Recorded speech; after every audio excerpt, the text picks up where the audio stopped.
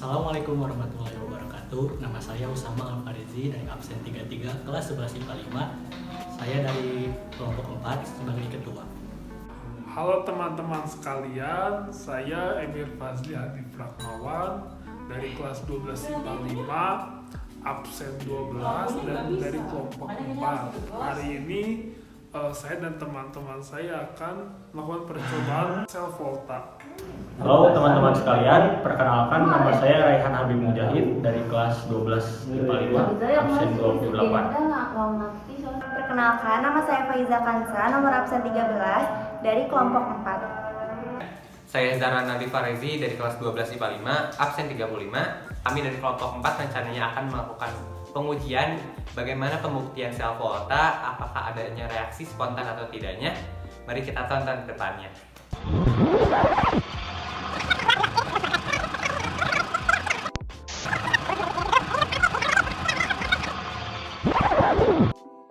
Halo teman-teman, kami di sini akan melakukan sebuah percobaan self volta sederhana. Pertama adalah air soda atau air berkarbonasi. Dan yang kedua adalah 3 gelas plastik. Ketiga, ada kabel berwarna merah atau kabel yang dengan kutub positif. Keempat, ada kabel warna hitam atau kutub negatif. Kemudian yang kelima adalah katoda, kita pakai koin tembaga. Dan yang keenam adalah paku sebagai anoda. Dan yang ketujuh adalah lampu. Langkah-langkah pembuatannya, pertama, tuangkan air soda ke dalam 3 buah gelas plastik.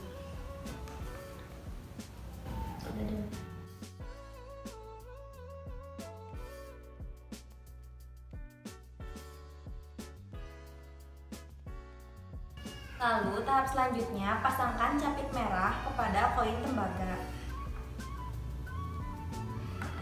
Lalu pasangkan capit hitam ke paku. Selanjutnya, pasangkan capit lainnya dengan berselang-seling.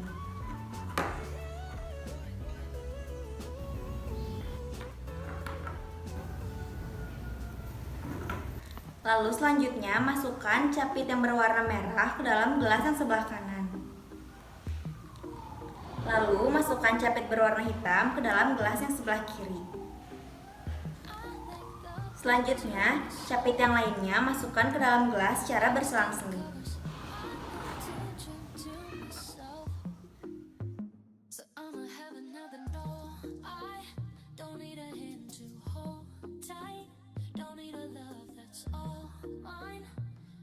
Lalu selanjutnya, capitkan capit berwarna merah ke kabel yang berwarna merah dan capit hitam ke kabel yang berwarna hitam.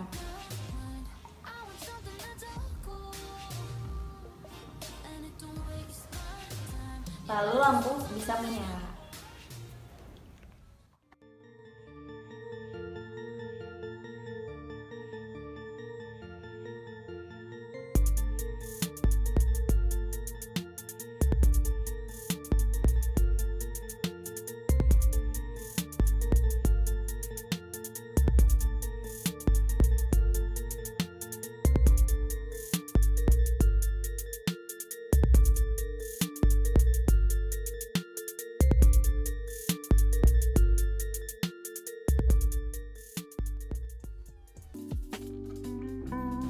Assalamualaikum warahmatullahi wabarakatuh.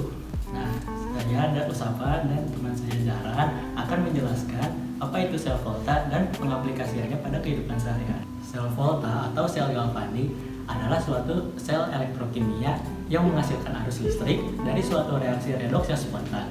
Reaksi redoks yang spontan ini ditemukan oleh Luigi Galvani dan Alessandro Giuseppe Volta. Nah, sel galvanik ini terdiri dari beberapa macam bagian. Yang pertama ada voltmeter. Voltmeter ini fungsinya adalah untuk mengukur tegangan dari si arus listrik. Nah, yang kedua ada jembatan garam atau salt bridge. Nah, fungsi dari jembatan garam ini adalah untuk menjaga kenetralan dari muatan listrik. Dan selanjutnya adalah larutan anoda. Larutan ini adalah tempat terjadinya reaksi oksidasi dan bermuatan negatif. Bagian terakhir ada katoda. Nah, di sini terjadi reaksi reduksi dan muatan yang dihasilkan adalah muatan positif. Nah, sebelumnya kan sudah dijelaskan dari teman saya Usama bagaimana apa yang dimaksud sel volta atau sel galvani ini. Nah, mungkin bakal aku jelasin lagi nih tambahannya, di mana di tambahan tersebut pengaplikasian sel volta dalam wujud sehari-hari. Mungkin kita tahu sendiri bahwa penggunaan sel volta ini bisa dilihat loh, kayak kita bisa menggunakan remote TV. Nah, dalam remote TV itu ada komponen di mana baterai tersebut merupakan bentuk reaksi dari sel volta.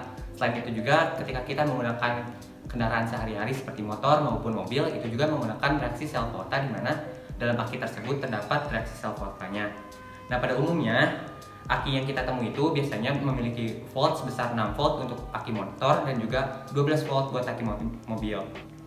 Nah, aki motor dan aki mobil ini tuh merupakan sel volta sekunder di mana dalam pengaplikasiannya ini memiliki mekanisme dua, yaitu mekanisme pengisian dan juga mekanisme penggunaan. Nah, untuk mekanisme penggunaan sendiri itu tuh termasuk dalam reaksi sel voltanya. Sedangkan dalam mekanisme pengisian aki kita ketahui bahwa itu merupakan reaksi dari sel elektrolisis.